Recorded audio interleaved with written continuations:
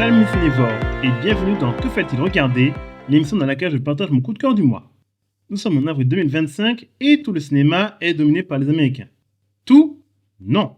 D'autres pays résistent encore et toujours à l'envahisseur, pour le meilleur et pour le... Oh, je suis trop vieux pour ces conneries. Car oui, alors que Thunderbolt a pointé le bout de son nez et que Sinners s'est imposé comme la surprise du mois d'avril, nous allons nous intéresser à un film très particulier, Nisa 2. Oui, particulier parce que pour la première fois dans cette émission, je vais parler d'un film qui a eu la particularité d'avoir fait $1 milliard de recettes en Chine. Combien? Oui, vous avez bien entendu. Et maintenant qu'il a débarqué dans nos salles, on va aborder le tout premier blockbuster de cette émission.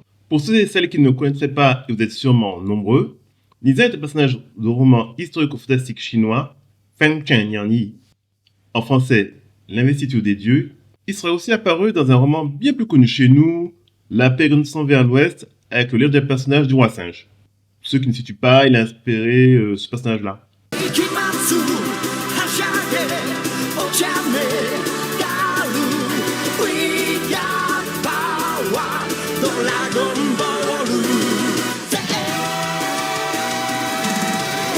Quant à Nisa, il a eu quelques adaptations comme Le Prince Nisa, Triomphe du Roi Dragon en 1979, I Am Nisa en 2016, New God Nisa Reborn en 2021, la saga Creation of God dont le deuxième volet est sorti en février, et évidemment le premier volet du film, Nisa, sorti en 2019.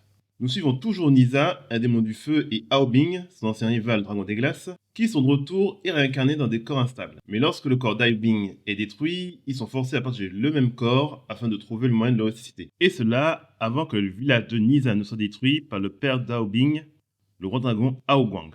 Et ce film confirme que la Chine est un concurrent sérieux dans le domaine du cinéma d'animation. Il est vraiment incroyable visuellement. L'animation est très fluide, surtout dans les scènes de combat et le rendu des personnages. C'est dynamique et presque cartoonesque, surtout pour ce trublion de Nisa, un personnage impertinent et colérique vraiment attachant. Je trouve aussi que le rendu des décors est juste magnifique.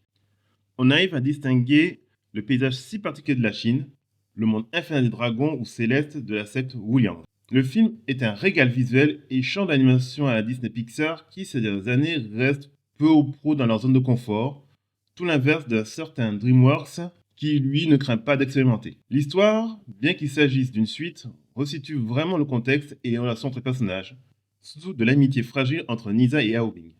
L'histoire est intéressante et tragique avec le héros qui veut être ce qu'il est, quitte à renverser l'ordre établi. On peut lui reprocher de parfois s'opposer sur de l'humour sale gosse, mais le film s'oriente vers quelque chose de bien plus tragique et intéressant. Nous sommes devant un film qui assume bien son divertissement blockbusteresque et qui est très classe. Bref, Nisa 2 est un film que personne n'a vu venir et qui n'est pas passé loin d'être mon film préféré de l'année. Oui, carrément. Et puisqu'on parle de personnages, je pense que je vais apporter d'autres adaptations que j'ai vues.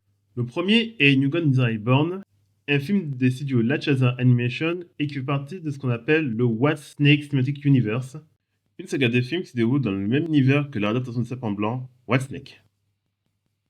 Ici, le personnage s'est réincarné dans le corps d'un jeune motard, Li Yunjiang, qui doit ses pouvoirs de dieu afin de sauver la ville d'Hao Guang et de ses complices. Ici, le mythe est transporté dans un univers steampunk et dynamique avec ses courses à moto, et comme tous les films de Lachasa Animation, c'est vraiment bien réalisé. Il s'agit d'un risque payant de transposer le héros dans un univers totalement différent de la fantasy, chose qu'ils réitéreront avec White Snake pour la suite du film Green Snake. Le deuxième film est un film sorti en février dernier et dont j'ai abordé quelque peu, et qui cette fois n'est pas l'adaptation du personnage, mais de la saga de l'investiture des dieux elle-même. Celui du premier Creation of Gods, Creation of God 2 Demon Force, est un film qui est un équivalent des 2 tours des Seigneurs des Anneaux.